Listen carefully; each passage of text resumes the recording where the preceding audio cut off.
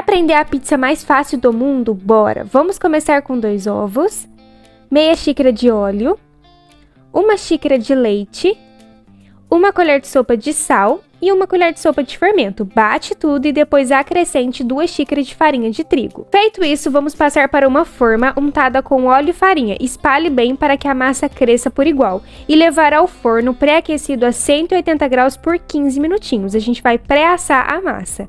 Tirou do forno, vamos rechear. Utilizei massa de tomate e o meu recheio vai ser presunto e mussarela. Vou colocar também rodelas de tomate para deixar tudo mais suculento e algumas fatias de cebola também.